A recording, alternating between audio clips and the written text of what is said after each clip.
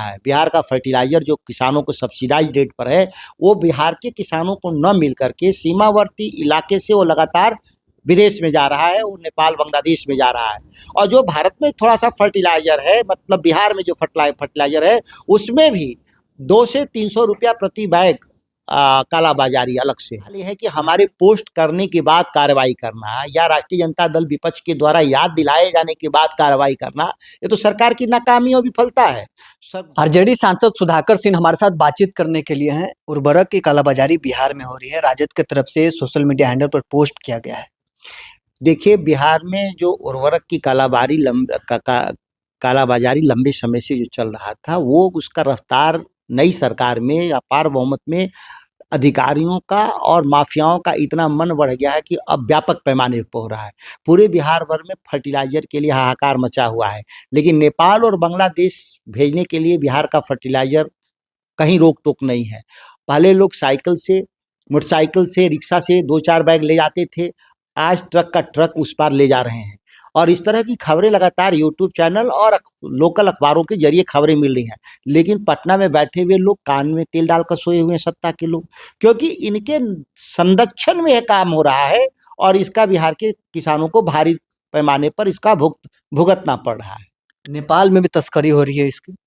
नेपाल और बांग्लादेश दोनों जगह भारी मात्रा में तस्करी हो रहा है। बिहार का फर्टिलाइजर जो किसानों को सब्सिडाइज रेट पर है, वो बिहार के किसानों को न मिल करके सीमावर्ती इलाके से वो लगातार विदेश में जा रहा है, वो नेपाल बांग्लादेश में जा रहा है। और जो भारत में थोड़ा सा फर्टिलाइजर है, मतलब बिहार में जो फर्टिलाइजर है, उसमें भी 200 से 300 रुपया प्रति बैग कालाबाजारी अलग से है। बिहार के कृषि मंत्री रामकृपाल यादव ने कहा है कि आरजेडी जो पोस्ट कर रही है, कोई किसी को बख्शा नहीं जाएगा और कड़ी कार्रवाई की जाएगी। सवाल यह है कि हमारे पोस्ट करने के बाद कार्रवाई करना या राष्ट्रीय जनता दल विपक्ष के द्वारा याद दिलाए जाने के बाद कार्रवाई करना, ये तो सरकार की नाकामी और विफलता है। भारत सरकार की एसएसबी बॉर्डर पे खड़ी है, वो क्या कर रही थी? बिहार पुलिस जो नाका लगा करके अंतर्राष्ट्रीय बॉर्डर पे बैठी है, वो क्या कर रहे थे? कृषि विभाग के पदाधिकारी क्या कर रहे थे? वहाँ के जिला प्रशासन कलेक्टर क्या कर रहे थे? ये तमाम सिस्टम में ऊपर से नीचे तक मिले हुए लोग हैं। अगर ऊपर से नहीं मिले हुए रहते तो 3 से 4 जब एजेंसी है तो कोई ना कोई को पकड़ना चाहिए था, कोई ना कोई कार्रवाई करना चाहिए था।